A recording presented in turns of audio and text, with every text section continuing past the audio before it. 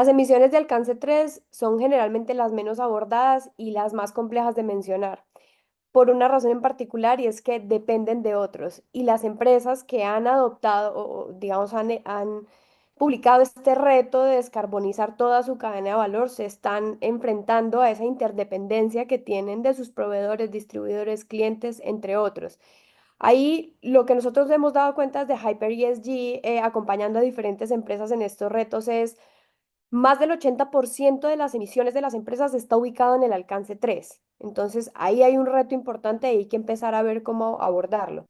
Luego de eso, como decía Mauricio, la energía o la electricidad tiene un rol protagónico porque después de alcance 3 está alcance 2 y sobre todo en industrias manufactureras, empresas productoras de envases, empaques y demás, ¿no? Entonces, definitivamente, si lo quisiéramos ver de una forma un poquito simplista, vamos a decir, ese alcance 3 es la suma del alcance uno y 2 de cada una de las industrias que está conectada con las diferentes cadenas de valor.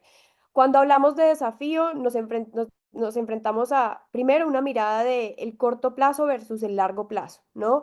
Y qué es lo que las empresas están, digamos, esperando em, respecto a las decisiones que esto viene a traerles y que les impulsa a tomar.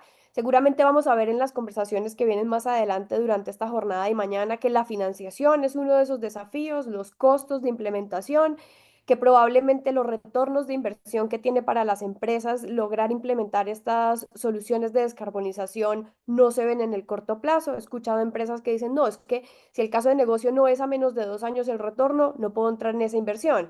Y eso es parte, digamos, como de los desafíos que hay dentro de las conversaciones. Tenemos temas también de capacidad instalada, de adopción de nuevas tecnologías, porque esas nuevas tecnologías implica que las empresas también tengan que correr o recorrer, digamos, como una curva de aprendizaje, ¿cierto? Y dentro de esa curva de aprendizaje están los errores. Y ahí hay un poquito de resistencia también a ese, como a ese punto.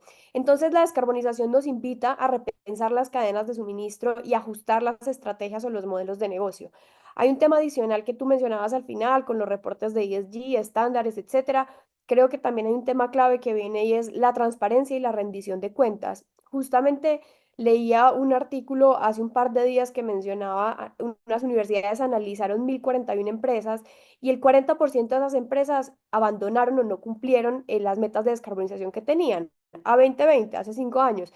Pero igual fueron esas empresas, digamos, que el 9% fracasaron y dijeron, sí, no la logramos, no logramos llegar a esas metas, y el 31% desaparecieron o como que reajustaron esas metas. Entonces ahí vemos también algo relevante que es cómo estamos, si estamos pensando la descarbonización y la sostenibilidad desde un enfoque y una mirada de continuidad del negocio. Lo decía Carla, esta es una empresa de 120 años que seguramente quiere estar en el mercado 100 años más. Entonces, si es un tema de continuidad de negocio, hay que cambiar esa mirada, porque cuando salen las empresas a anunciar, tenemos estas metas al 2030, al 2040, al 2050, net zero, ¿cierto?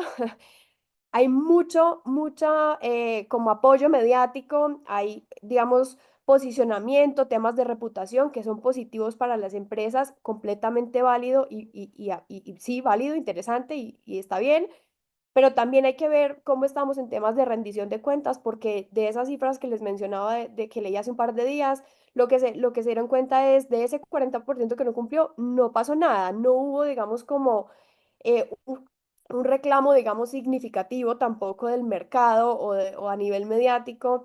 Entonces, por ahí no es la cosa. Entonces, más bien, ok, apoyémonos en los estándares que existen, pero vamos a pensar y hablar desde el enfoque estratégico, que era lo último que me preguntabas, viendo y con una mirada de la descarbonización como un elemento que esté intrínseco en la evaluación de los riesgos de la continuidad del negocio.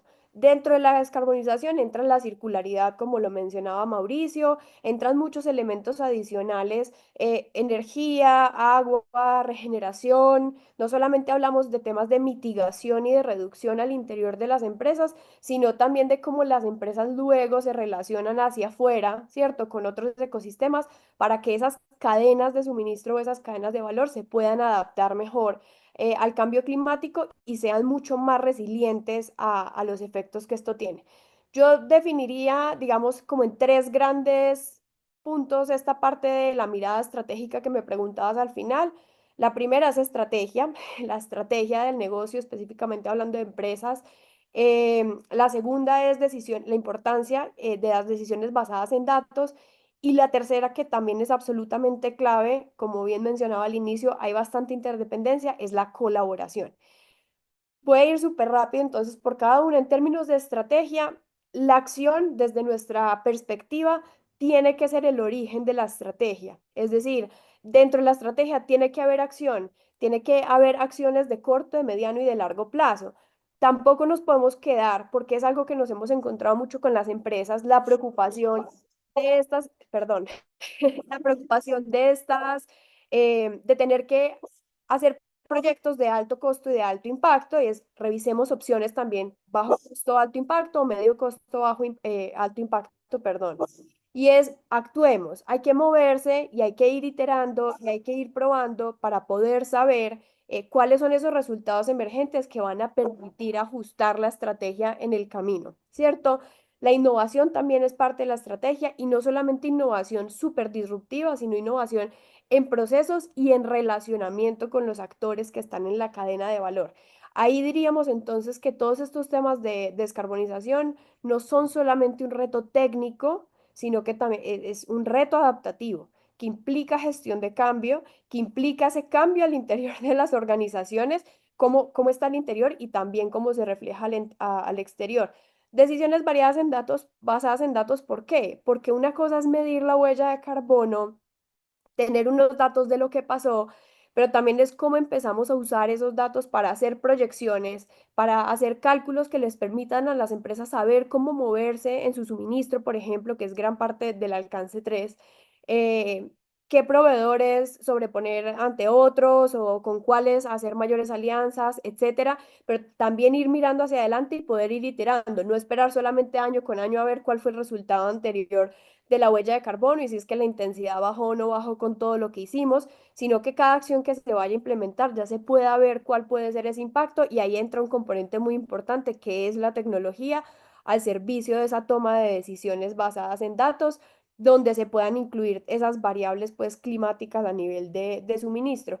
Y cerrar con el tema de la colaboración, que hay unos retos importantes, no solamente la colaboración con proveedores, también incluso con startups y empezar a que las empresas abran como ese ecosistema de innovación a innovación abierta y traer otras startups que tengan una madurez, digamos, financiera y a nivel de innovación que les permitan a las empresas probar nuevas cosas e ir testeando poco a poco para ir avanzando. Ese sería mi mensaje.